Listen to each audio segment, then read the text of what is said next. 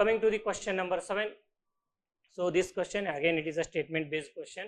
Here they have given 3 statements. So this question, it is about weathering. 2024 ಅಲ್ಲೂ ಕೂಡ weathering ಮೇಲೆ question ಕೇಳಿದ್ರು.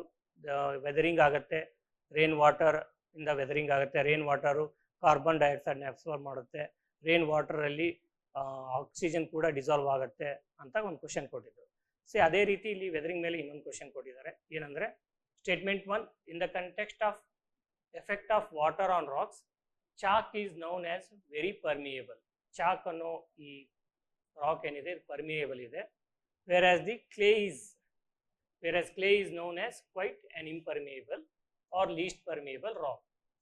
So chalk, it is permeable. ಅಂದ್ರೆ ಏನಂದ್ರೆ ಚಾಕು ಇದು ವಾಟರ್ ಇನ್ಫಿಲ್ಟ್ರೇಟ್, ಅಂದ್ರೆ ಚಾಕ್ ರಾಕ್ ಮುಖಾಂತರ ವಾಟರ್ ಏನು ಮಾಡ್ಬೋದು, ಈಸಿಯಾಗಿ ಫ್ಲೋ ಆಗ್ಬೋದು. ಕ್ಲೇ ಮುಖಾಂತರ ಈಸಿಯಾಗಿ ಫ್ಲೋ ಆಗಕ್ಕೆ ಆಗಲ್ಲ ಅಂತ ಸ್ಟೇಟ್ಮೆಂಟ್ 1 ಹೇಳ್ತಾ ಇದೆ. Then coming to the statement 2, chalk is porous and hence can absorb water. Chalk ಏನಿದೆ ಇದು ಪೋರಸ್ ಆಗಿದೆ. ಚಾಕ್ ಈ ರಾಕ್ ಅಲ್ಲಿ ಪೋರ್ಸ್ ಇದೆ, ಅಂದ್ರೆ ರಂಧ್ರಗಳಿದೆ. ಆ ರಂಧ್ರಗಳಿಂದ ಏನಾಗುತ್ತೆ, ಅದು ವಾಟರ್ನ ಅಬ್ಸಾರ್ಬ್ ಮಾಡ್ಕೊಳ್ಳುತ್ತೆ ಅಂತ ಹೇಳ್ತಾ ಇದೆ. Clay is not at all Porus ಅಂತ ಹೇಳ್ತಾ ಇದೆ.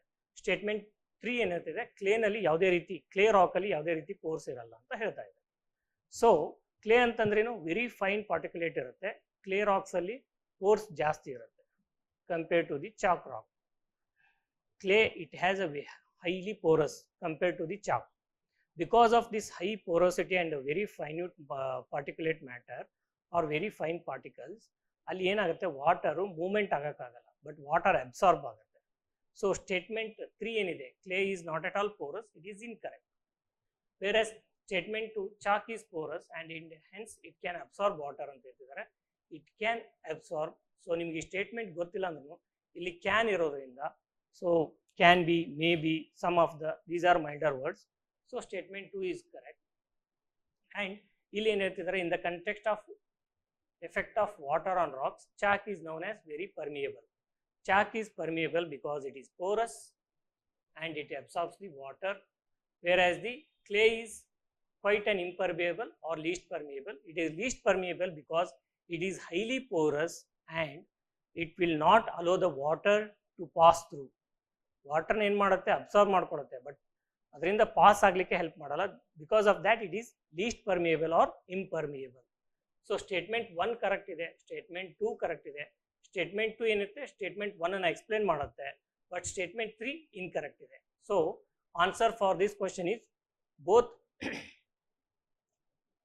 ಸೊ ಬೋತ್ ಅಲ್ಲ, option C, only one of the statements, either 2 or 3 is correct, and that explains the statement 1. In this case, statement 2 is correct and it explains the statement 1, and statement 3 is incorrect. Now we will see the answer and explanation.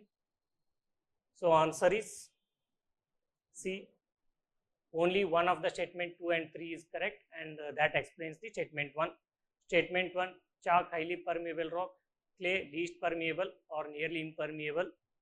So permeability depends on pore connectivity, not just pore presence, right? So statement 2, chalk is porous and can absorb water. The microscopic pore spaces allow the water storage and slow movement of the water in chalk rocks. This porosity contributes its permeability. Permeability ಅಂತಂದ್ರೆ water flow ಆಗಲಿಕ್ಕೆ hello ಮಾಡುತ್ತೆ.